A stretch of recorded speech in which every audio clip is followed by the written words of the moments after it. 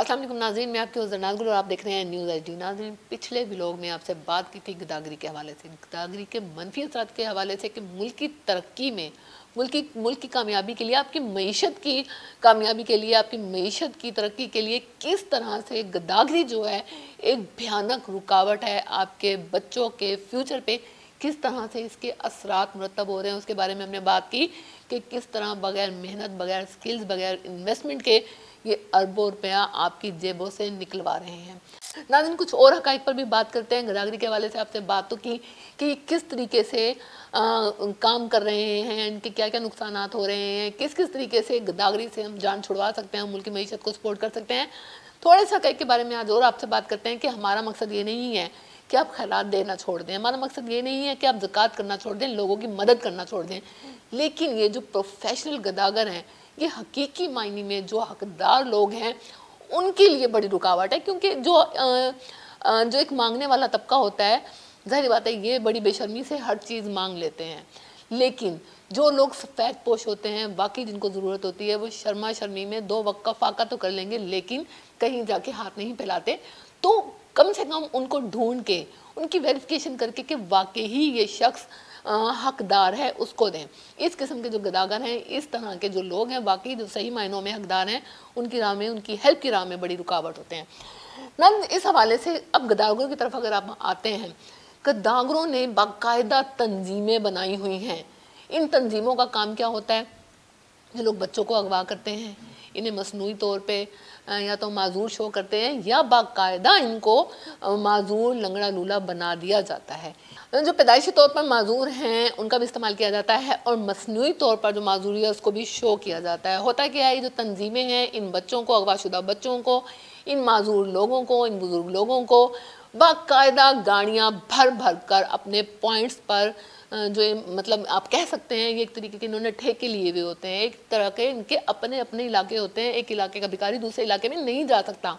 बाकायदा गाड़ियाँ भर भर कर ये जो तंजीमें हैं ये अपने भिखारियों को इन पॉइंट्स पर लेकर जाते हैं, जिसमें बस टर्मिनल्स हो गए, जिनमें शॉपिंग सेंटर्स हो गए, मॉल्स हो गए। और सबसे ज़्यादा जब देख रहे हैं आप, ट्रैफिक के सिग्नल्स होते हैं, वहाँ पे गाड़ी रुकने की देर होती है और ये चौक दर जोग आपके पीछे आ जाते हैं और तब तक पीछा नहीं छोड़ते जब तक आपकी जेबों से कुछ निकलवा नहीं लेते। नाज़रीन, इसके अलावा ये जो गदागर हैं, मुल्क तो मुल्क, इंटरनेशनल लेवल पर भी आपका नाम, पाकिस्तान का नाम रोशन कर रहे हैं।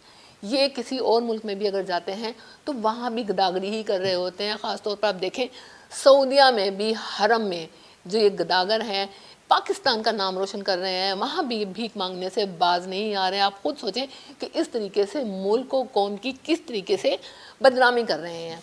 नाज़रीन, मैं बार बार ये कह रही हूँ कि मेरा कहना ये नहीं है कि आप ज़कात खैरात मत दें, हेल्प ना करें, लेकिन इस किस्म के भिखारियों की हेल्प ना करें। आपको इन किस्म के भिखारियों को बताते हैं कि इस किस्म के जो भिखारी होते हैं, जो प्रोफेशनल भिखारी होती है, इनकी जो तकरीबात हैं, इनकी जो शादियाँ हैं, इनके जो 40वें हैं, वो इस तरह से बेमिसाल होते हैं कि आम इंसान जो मिडिल क्लास है या लेट क्लास के लोग हैं उनके भी इस तरह से नहीं होते। पिछले दिनों गोजरा में किंगरा बिरादरी के कुछ भिखारी हैं जिन्होंने तारीख रकम कर दी। एक तकरीब की, तकरीब क्या थी, उनकी वालदा महरूमा जो कि 120 साल वालदा जो थी, उनका इंतकाल हो गया था, उनका जो 40वां उन्होंने किया, उन्होंने तारीख रकम कर दी। क्या हुआ कि 6 बेटों ने मिलकर ये तकरीब की। मेहमानों की तादाद तकरीबन 8000 से ज़्यादा थी।